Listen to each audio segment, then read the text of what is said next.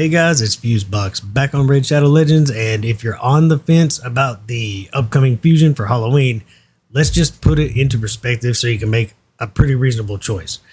First of all, we're going to look at Lysandra. I don't think anybody argues she's amazing. And basically she's amazing because of this one A3. She increases the speed of everybody on your team. She rips turn meter off of them and gives you turn meter, right? And it is a 30%. And so what we're going to look at, this is a little bit bigger, but this ability alone, it gives me the ability to run very slow nukers. I come in with my Tronda running like 100. She's under 170 speed. I don't need any more speed than 167. She'll get the job done because I've got Lysandra on my team. She's so good that I actually built two out, right? I haven't completely booked this one because a beautiful thing about Lysandra is you don't really have to book her to get the use, because the idea is to get everybody going first, get the job done, right? But let's look at the rest of her kit, right? She does have a really good speed aura, so that's solid. This is great everywhere in the game, not just arena, by the way. This gives you the ability to beat Doom Tower waves on hard Doom Tower when your team's not as fast as they really need to be, because you got to start going over like 225 speed with most of your team. This gets the job done. What else does she have? If she does come around to her second ability, she can rip the turn meter of a single target, right? This is really good on the Dark Fae, and no one's really going to be able to beat her on the Dark Fae. This is pretty amazing. And then her A1 is kind of okay. You know, like it can transfer all debuffs from her to a random enemy. You don't really see this being used too much. When it does, it's amazing, though, when you do get use out of it. But for the most part, it's all about the A3. That's it. So let's real quick take a look at this fusion.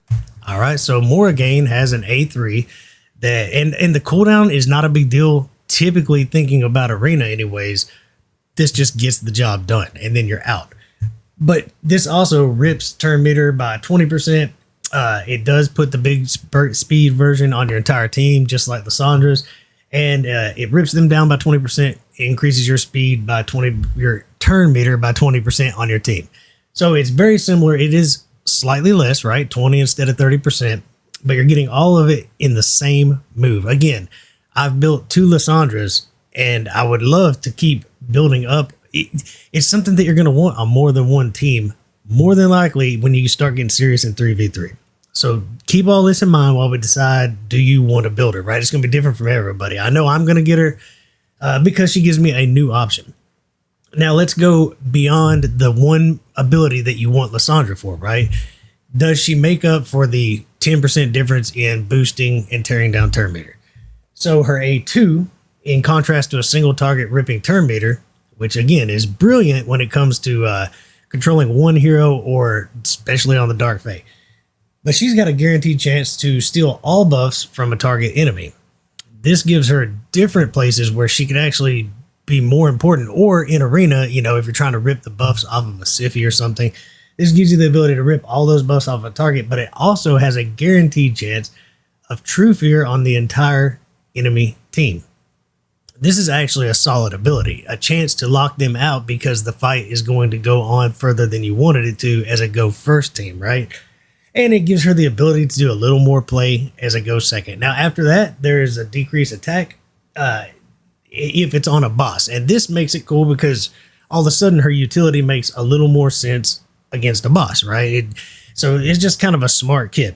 It's a good A2, right? It's a good A2, not crazy amazing, but a fear on the entire enemy team means she brings more utility in waves and more utility in arena. So you also have the A1.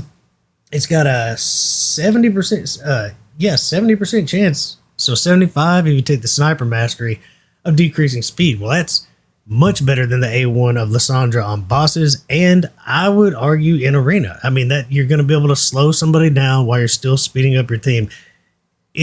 Her kit is very, very similar to Lysandra's, and possibly more utility. A true fear on the entire team, to me, takes the cake against Lysandra, honestly. Now, you know, I'm assuming she'll move fast or whatever. We don't know all of her base stats, but it doesn't really matter. That she's doing the job that you want her to do. And then she has this passive that puts a heal reduction at the start of each turn on the enemy with the lowest HP. So, I guess if you get to round 2 in arena, it's going to try to prevent them from healing up. It's okay. There's nothing crazy going on here. Okay, so basically they can't cleanse it. They can't shorten the duration. They're going to have a no heal debuff. Now in PvE, there's not a whole lot of places this is important because it's going to be single target. It's going to be on whoever has the lowest HP. Not going to really be a big deal anywhere, to be honest, but it does make some sense in arena. So if you're on the fence, do you want her or do you not want her? Okay, don't worry about anything you're hearing. Basically, do you have Lissandra or do you want another Lissandra? Lissandra does a little bit bigger turn meter boost, but the rest of the kit, I think, goes to the fusion. I don't know why we look at these heroes and we try to hate them, but I think she's going to be a good hero. I think she's going to be a good hero, so I'm going for her. Now, again, do you need her? That's completely dependent on your account or what you're really focused on. Maybe you don't play a lot of PvP. If your heroes are running fast already, you might not need her. I see how that could definitely be a possibility, but bringing a true fear control on the entire enemy team, that could play some cool synergies with other heroes if you have those heroes. Otherwise, that's it. I just wanted to go over her. She's definitely not bad. There's nothing bad about this hero.